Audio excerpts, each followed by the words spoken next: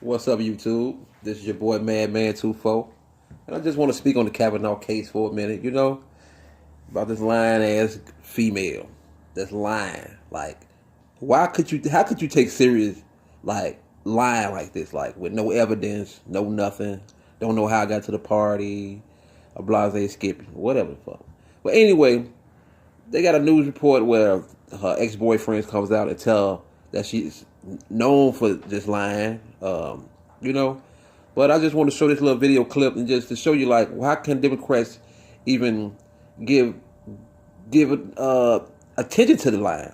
Like, if that was a man, they man, this man would be in a casket. But anyway, I just want to throw this out there to y'all because the media won't show it.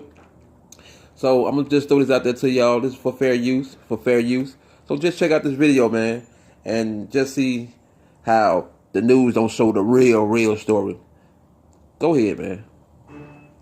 You would think that a sworn statement from an ex-boyfriend of Dr. Christine Blasey Ford threatening to undercut significant parts of her testimony in front of the Senate would warrant significant media coverage from the mainstream media.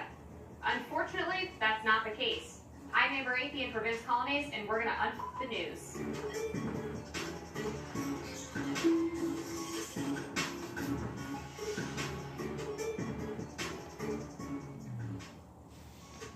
Senate Judiciary Chairman Chuck Grassley received a letter from an ex-boyfriend of Dr. Ford who claims to have dated her for 6 years in the late 1980s to the mid-1990s. He lobbied some pretty intense charges at Dr. Ford, including claiming that she personally coached a friend on how to pass a polygraph exam, that she committed credit card fraud, that she had never expressed a fear of flying, and never told him about a sexual assault. Now y'all hear that? Never told this man about a sexual assault or nothing. Telling her friend how to pass lie detector tests. Like, but you don't hear the mainstream news media reporting on this. Like, why? This shit is just like, excuse my French, like, why is they doing like this? Like, that can be any person. Like, he just happened to be a white man going through it. Like, that was Clarence Thomas in the time that we in now, they would have hung Clarence Thomas. Literally would have hung this man probably. But now, they get a white man trying to do right. They trying to break him down. Like, what the hell? This could be any man in America. This could be any man in America. And they goes off, well, he was real mad. He's get emotional. Who the hell wouldn't get emotional if you lying on me? Like, people, just listen, man. Just listen and wake up. Man, here we go again, man. Here we go. If you... Because this shit is just out of hand. Straight up.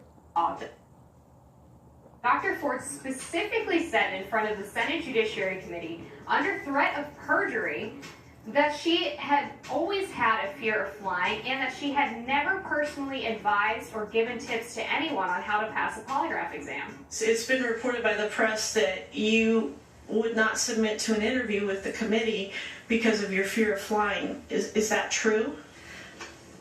Well, I was hoping that they would come to me, but then realized that was an unrealistic request. Now listen to the baby voice. Listen to the baby voice she's trying to give. And at the same time, this lady is a psychologist. You feel me?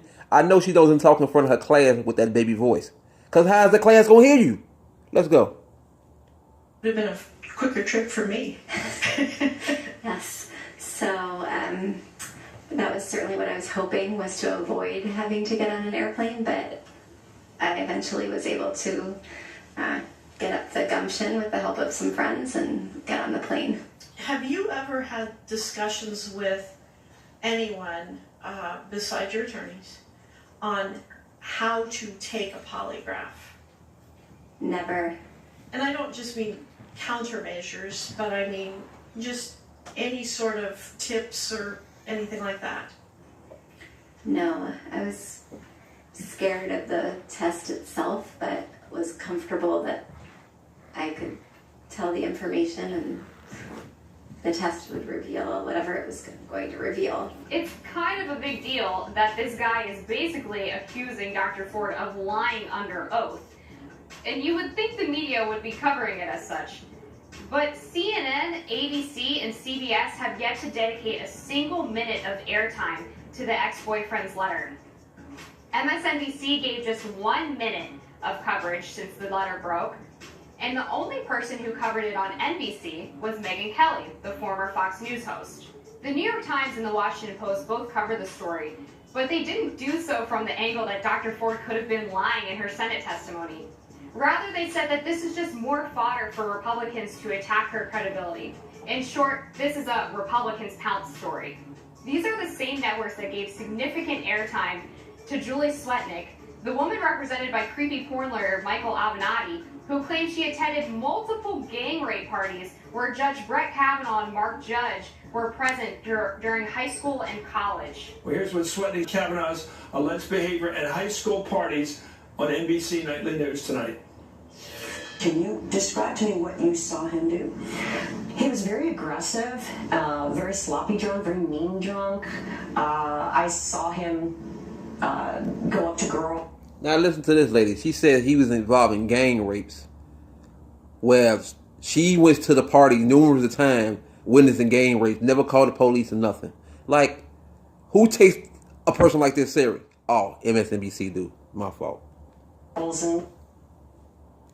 And paw on them, try to, get a little too handsy. Swetnick has been unable to answer a number of basic questions about what she knows about these parties, not to mention the fact that there are allegedly dozens of witnesses who could attest to the fact that gang rapes were occurring back in the 1980s in Montgomery County, Maryland.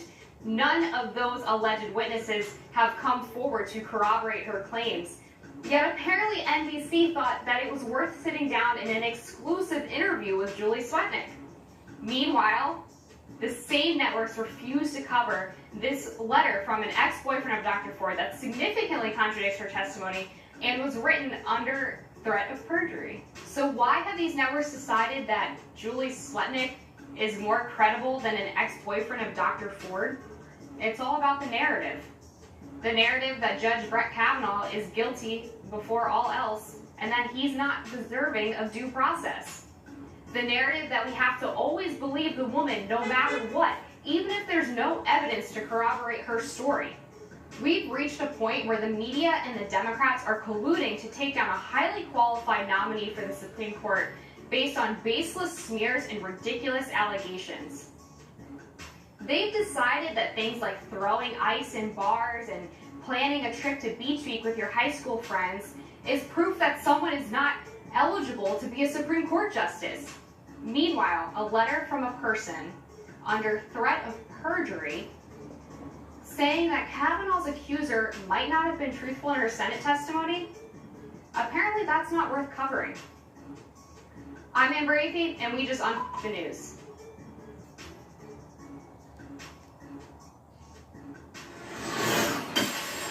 Yeah, thanks.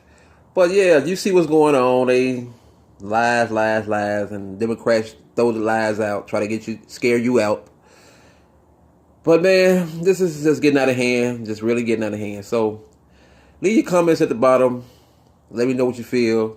Subscribe. And man, just tell me how you feel about these lies, man, and if you're with it or you're against it.